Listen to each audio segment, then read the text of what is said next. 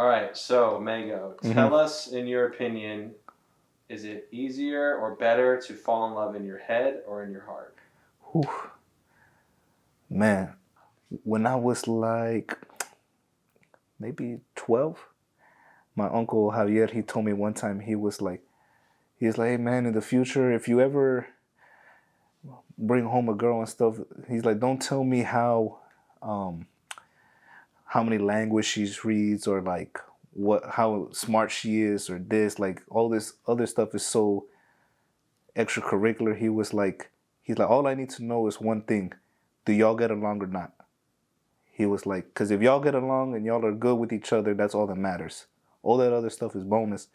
And when I think it was 2021, I read this book called Letting Go by David Hawkins, and he said, instead of having pride in your thoughts, why not simply love them? And I feel like that was the same thing, where it's like, if you're using your head too much, you're coming from a place of pride, which is dangerous because that's your ego.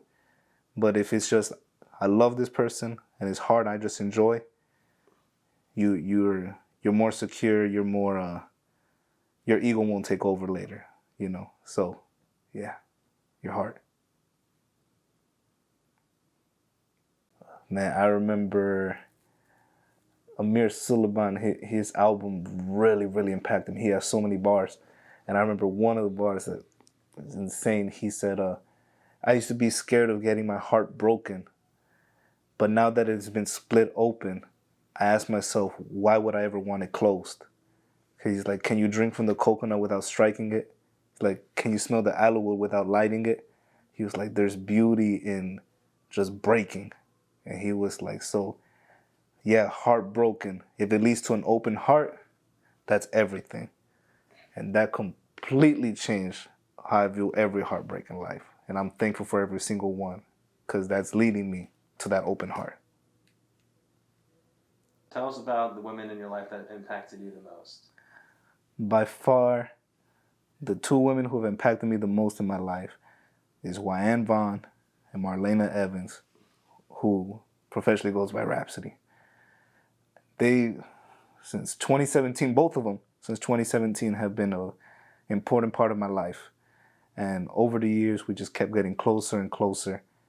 And man, through them, they've taught me how to be a man and are still teaching me how to be a man. And the one thing I can definitely say I'm thankful for the most in their leadership and their guidance to me is that they've never challenged me to be perfect, but they've always encouraged me just to be myself. And that goes further than anything I could ever ask for. So to this day, I'm still learning how to break down the barriers on things I've learned and just how to unlearn and just fear. But they give me so much love that it breaks down any fear that I may have and any barriers I may hold to just be myself. So I'm thankful for them. And yeah, they give me the greatest gift, which is just encouragement to just be myself. Is love, in your opinion, a required effort? Oh man, I've read so many books and I've gotten so many perspectives. Raina Biddy, Bill Hooks, Marion Williamson, and like, so this one I feel love is such a big thing. It's gonna be hard to be concise, but we're gonna try. Love is an action. Love is God. So love is God in action. And Raina Biddy has this amazing line where she says, what's yours will always be yours. No pursuit necessary, just consistency in who you are. So I feel like love is effortlessly effortful. When you're just in it, you're just being yourself. You just know what to do when you move in love. So I feel like it's full of effort, but it doesn't take its toll on you. It's effortlessly effortful. Do you value togetherness or independentness in a relationship more? I remember, I think Rap asked me one time, she was like, what are you looking for? And I remember I told her, like, it's really a combination of two things, support and surrender. And with this question, it's funny. I see it now where it's like, I would love support in my independence, but I would love to surrender to togetherness. And I've seen beautiful things from like my close friends from home, just like how they experience that in their relationships, and I really love the bonds they have, and I'm really inspired by it all the time. So yeah, I would definitely say it's a combination of both.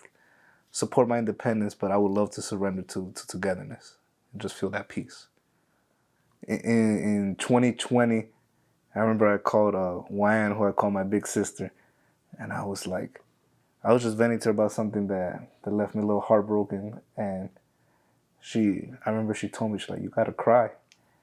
And she gave me one of the biggest lessons I've ever received. She was like, if you don't cry, your body will cry for you. And she was like, you don't want that. It's like, you've been blessed to have tear ducts. You gotta use them. And she was like, don't make you weaker. She was like, that's when you cry, that's when you get everything you need to have the new strength. And Eckhart Tolle has this bar where he says, when you're vulnerable, that's the moment you become invulnerable, because there's nothing left to hide. Nothing can shock you at that point, because it's all out there.